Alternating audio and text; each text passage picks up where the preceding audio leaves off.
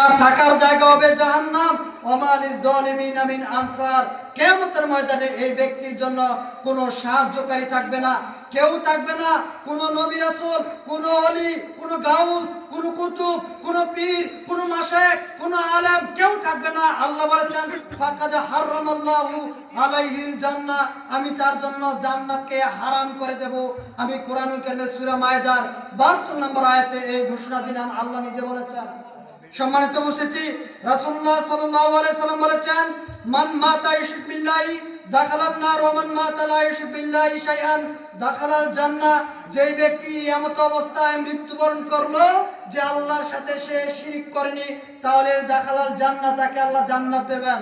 আর যে ব্যক্তি এমত অবস্থায় মৃত্যুবরণ করলো যে ব্যক্তি আল্লাহর সাথে শিরক করেছে, আল্লাহর নবী বলেছেন তাহলে তাকে জাহান্নামে দেবেন। সহিহ মুসলিম এবং মিশকাতের 1 নম্বর খণ্ডের ঈমান অধ্যায়ে 34 নম্বর হাদিস।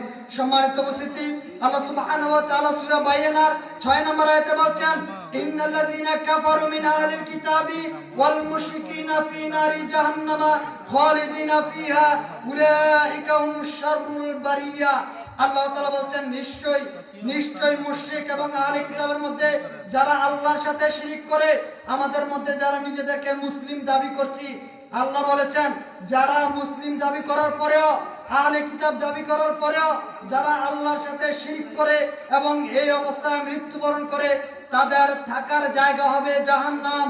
উলাইকা হুমুশ শাররুল বারিয়া। শুধু এই কথা বলে আল্লাহ ক্ষান্ত হননি, আল্লাহ বলেছেন উলাইকা হুমুশ শাররুল বারিয়া, আর এরা হচ্ছে পৃথিবীর সবচেয়ে নিকৃষ্ট সৃষ্টি।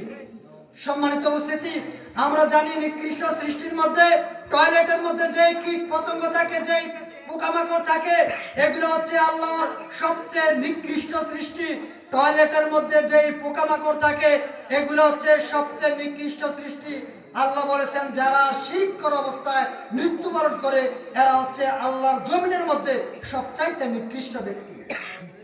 সম্মানিত উপস্থিতি, আল্লাহ সুবহানাহু ওয়া তাআলা কোরআন কারীমে বলেন সূরা কাফের 110 নম্বর আয়াতে বলেন ফামান কানা ইয়ারজু লিকা রাব্বি ফালইয়ামাল আমালান সালিহ ওয়া লা ইউশরিক বিইবাদাতি রাব্বিহি আহাদা।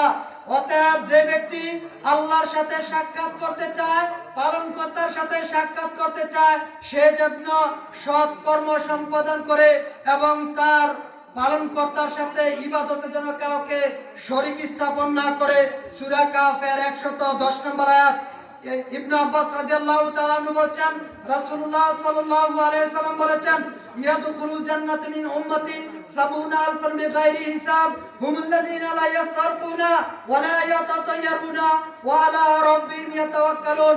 সম্মানিত মা বোনেরা, আপনাদের ব্যাপারে কয়েকটা কথা এই হাদিস থেকে আপনারা জেনে নিন।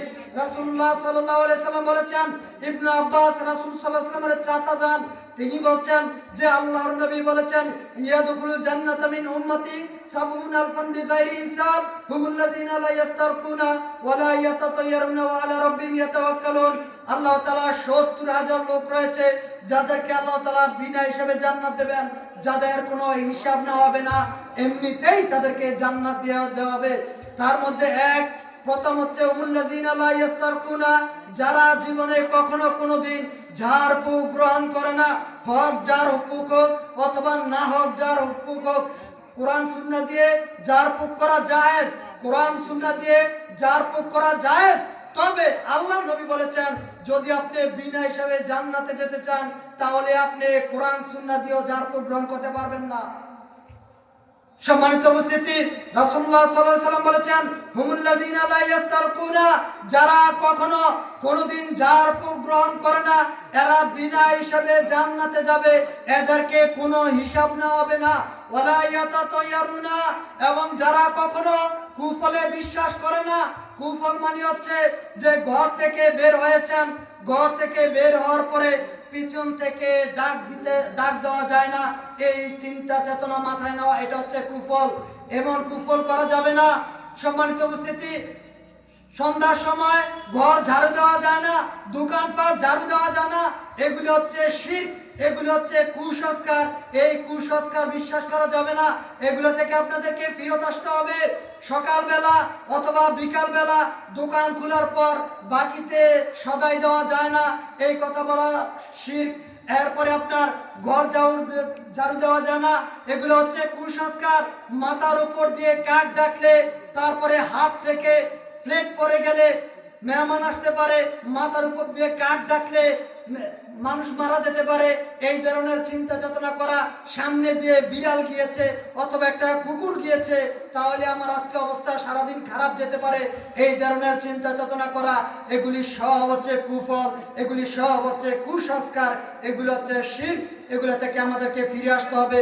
3 ওয়ালা ইয়াতাতায়ারুনা ওয়া আলা রাব্বিহিম ইয়াতাওয়াক্কালুন।